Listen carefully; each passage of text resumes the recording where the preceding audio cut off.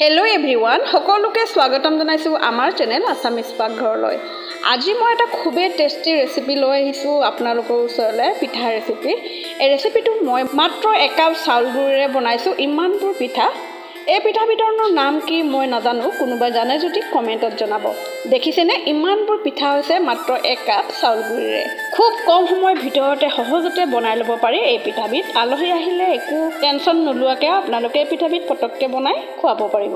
ৰেচিপিবিধ বনাবলৈ লৈ ল'লোঁ মই এটা পিঁয়াজ মিহি মিহিকৈ পাতল পাতলকৈ কাটি লৈছিলোঁ। 4-5টামান জলকীয়া কাটি লৈছোঁ, কেঁচা জলকীয়া, আৰু নহৰু কেইফুটমান থেতালি লৈছোঁ, আৰু অলপ ধনিয়া পাত মিহিকৈ কাটি লৈছোঁ। এতিয়া মই গেছত এটা কেৰাহী পাতি দিলোঁ, আৰু ইয়াত মই চাহ কাপেৰে 1 কাপ পানী দি দিলোঁ। পানীখিনি দি মই কাটি থোৱা পিঁয়াজখিনি এড কৰি দিলোঁ।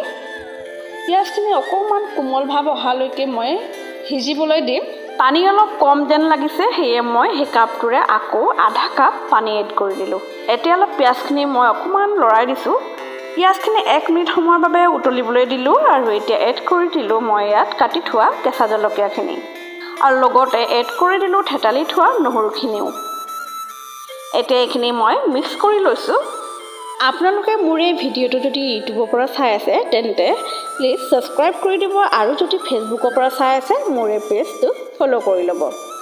আকৌ 1 মিনিটৰ বাবে মই উতলিবলৈ দিম। জলকীয়া আপোনালোকে নিজৰ ইচ্ছা অনুযায়ী দিব পাৰে। জ্বলা খালে অলপ বেছিকৈ দিব পাৰে, আৰু যদি জ্বলা কম খায় তেন্তে কমকৈ দি ল'ব। এতিয়া এড কৰি দিলোঁ সামান্য পৰিমাণে নিমখ, আৰু এড কৰি দিলোঁ আধা চামুচ জিৰা পাউডাৰ, আধা চামুচ হালধি পাউডাৰ, আৰু আধা চামুচ গৰম মছলা। বেলেগ আৰু আন একো মই মছলা নিদিওঁ। এতিয়া এইখিনি মই ভালদৰে মিক্স কৰি লৈছোঁ। এইখিনি মই প্ৰায় 1 মিনিটমান সময়ৰ বাবে উতলিবলৈ দিম।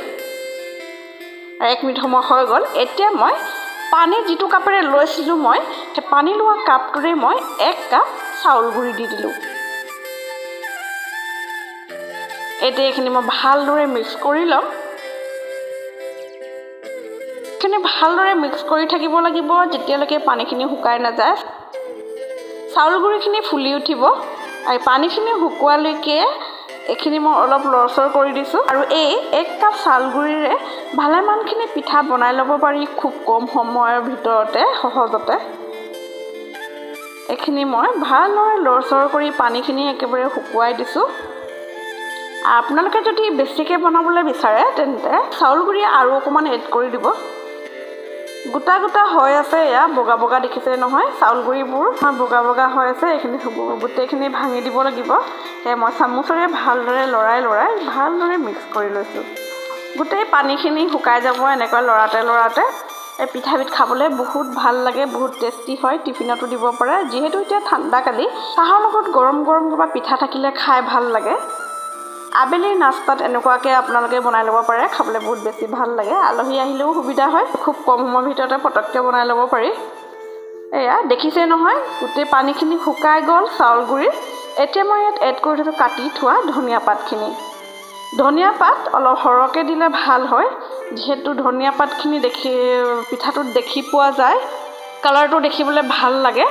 আৰু ধনিয়া পাতখিনি একেবাৰে শেষত দিব। ধনিয়া পাতখিনি অলপ কেঁচা যেন হৈ থাকিলেহে স্পষ্ট হৈ যায় ধনিয়া পাতখিনি, নহ'লে সিজি কালাৰটো বেয়া হৈ যাব। আৰু শেষত দিলে কি হয়, কালাৰটো চেঞ্জ নহয়। একেবাৰে শেষত দি অলপ লৰচৰ কৰি মিক্স কৰি তাৰপিছত নমাই ল'ব। এয়া মই ভালদৰে মিক্স কৰি লৈছোঁ, আৰু মিক্স কৰি হৈ গ'ল। এতিয়া মই এখন প্লেটত উলিয়াই কি কৰিব লাগিব নেক্সট প্ৰচেছটো আপোনালোকক দেখুৱাই আছোঁ। এয়া গোটেইখিনি মই উলিয়াই ল'লোঁ। এতিয়া মই হাতত অলপ তেল লগাই ল'লোঁ, আৰু তেল লগাই এইখিনি মই এতিয়া ৰুটিৰ ডো যিদৰে বনাই লয় ঠিক তেনেকুৱাকৈ বনাই ল'ব লাগিব। এইখিনি মই তেনেকুৱাকৈ সানি লৈছোঁ। যিহেতু অলপ গোটা গোটা হৈ আছে, এইখিনি ভালদৰে সানি গোটাখিনি গোটেই ভাঙি দিব লাগিব, যাতে এটা স্মুথ ডো হৈ যায়। ভালদৰে ডোটো বনাই ল'লোঁ। এতিয়া মই ডোখিনি দুভাগ কৰি লৈছোঁ। দুভাগ কৰি মই বনাম পিঠাটো। ৰুটি যিদৰে বেলি লয় ঠিক তেনেকুৱাকৈ মই বেলি ল'ম। ৰুটিখন বেলিবলৈ মই অলপ ময়দা লৈ লৈছোঁ, যাতে তলত লাগি নাযায়, ধুনীয়াকৈ বেলি ল'ব পাৰি। আৰু মই দীঘলী কৰি ল'লোঁ। মই শ্বেপটো 4 চুকীয়াকৈ কৰিম, সেয়ে মই ডোটো দীঘলীয়া কৰি ল'লোঁ। আপোনালোকে গোলকৈ বেলিলে গোলকৈও বেলি ল'ব পাৰে, একো কথা নাই। মই 4 চুকীয়াকৈ বেলি ল'লোঁ। এয়া বগা বগা দেখিছে যিহেতু মই ময়দা দিছোঁ। আৰু এয়া দেখিছেনে, বেছি পাতলো হ'ব নালাগিব আৰু বেছি ডাঠো হ'ব নালাগিব ৰুটিখন। এয়া দেখিছেনে মই দেখুৱাৰ দৰে ঠিক তেনেকুৱাই হ'ব লাগিব। এতিয়া মই কটাৰীৰে মাজে মাজে দুফাল কৰি দিলোঁ ৰুটিখন, আৰু দুফাল কৰি ছাইডৰ অংশডোখৰ কাটি দিছোঁ, যিটো ছাইডটো বেকা হৈ আছে।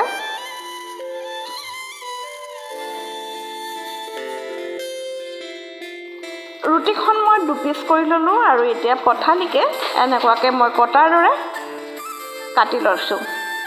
আপোনালোকে যদি বেলেগ শ্বেপ দিব বিচাৰে বেলেগ শ্বেপো দিব পাৰি, একো কথা নাই। ৰাউণ্ড শ্বেপ দিম বুলি ক'লে ৰাউণ্ড শ্বেপো দিব পাৰি। মই মোৰ পচন্দ অনুসৰি মই এনেকুৱাকৈ কাটিছোঁ। এয়া ছাইডৰ অংশডোখৰ বেকা হৈ আছে, মই সেয়ে কাটি সমান কৰি লৈছোঁ। আৰু এয়া পিঠাখিনি মই কাটি ল'লোঁ। নেক্সট থাকি যোৱা এইটো ডো মই এনেকুৱাকৈ কাটি ল'ম, এইটো শ্বেপতে কাটি ল'ম, একেই ডিজাইনতে। গোটেইখিনি কাটি মোৰ হৈ গ'ল। এয়া দেখিছেনে, কিছুমান বগা বগা দেখিছে। এইখিনি মই যিহেতু ওপৰত ময়দা সানি বেলিছোঁ, সেয়ে ময়দা লাগি থকাৰ বাবে বগা হৈ আছে। এতিয়া কেৰাহী এটাত তেল দি দিলোঁ আৰু গৰম হ'বলৈ দিলোঁ। গৰম হৈ যোৱাৰ লগে লগে মই এটা এটাকৈ পিঠা দি দিছোঁ। পিঠা মই ইয়াত 4টা এড কৰিছোঁ। যিহেতু ইয়াত মোৰ 4টাই জুৰিছে, বেছি হেঁচা হেঁচিকৈ দিলে লাগি যাব ইটোৰ গাত সিটো। সেয়ে মই 4টাকৈ দি ভাজি লৈছোঁ। আৰু কি ধুনীয়াকৈ ফুলি ওপৰলৈ উঠি আহিছে, পিঠাখিনি ধুনীয়াকৈ ফুলি আহিছে, ফুলি ওপৰলৈ উঠি গ'ল। আৰু এটা ছাইড হৈ গৈছে, মই লুটিয়াই দিছোঁ।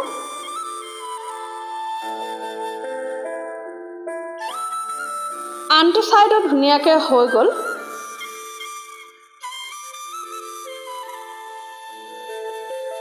এতিয়া মই গোটেইখিনি উলিয়াই লৈছোঁ। এয়া বাকী থকা পিঠাকেইটাও মই এনেকুৱাকৈ দি দিছোঁ। 5টা পিঠা মই দি দিলোঁ, যিহেতু 5টা ইয়াত জুৰিছে। পিঠাখিনি দি মই অলপ লৰচৰ কৰি দিলোঁ, আৰু চাব ফুলি এয়া লাহে লাহে ফুলি গৈছে। পিঠা ফুলি ওপৰলৈ উঠি আহে। এয়া চব পিঠাখিনি ফুলি ওপৰলৈ উঠি আহিছে। কিমান ধুনীয়া হৈছে পিঠাখিনি, ধুনীয়াকৈ ফুলি গৈছে, আৰু দেখিবলৈও ভাল লাগিছে। কালাৰটো একেবাৰে হালধীয়া ধুনীয়া হৈছে, আৰু ধনিয়া পাতখিনিও দেখি গৈছে, বেছি ভাল লাগিছে দেখি। আৰু এনেকুৱাকৈ গোটেই পিঠাখিনি মই ভাজি ল'ম। আৰু গোটেই পিঠাখিনি ভাজোঁতে মই নেদেখাওঁ, যিহেতু ভিডিঅ'টো দীঘল হৈ যাব। আৰু এয়া এইখিনি ভাজি মই উলিয়াই ল'লোঁ। এনেকুৱাকৈ গোটেইখিনি ভাজি ল'ম, আৰু গোটেইখিনি ভাজি হৈ গ'ল। এতিয়া মই প্লেটত উলিয়াই আপোনালোকক দেখুৱাই আছোঁ।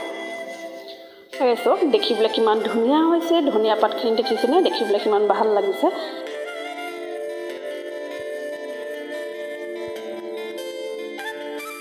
আৰু এটা মই ছিঙি দেখুৱাইছোঁ চব ইয়াৰ ভিতৰলৈকে। আশা কৰিছোঁ ভিডিঅ'টো চাই ভাল পালে, আৰু যদি ভাল পালে নিজৰ বন্ধু বান্ধৱীৰ লগত শ্বেয়াৰ কৰিব। আজিলৈ ইমানতে আৰম্ভ কৰিছোঁ, আকৌ নেক্সট ভিডিঅ'ত লগ পাম। ধন্যবাদ।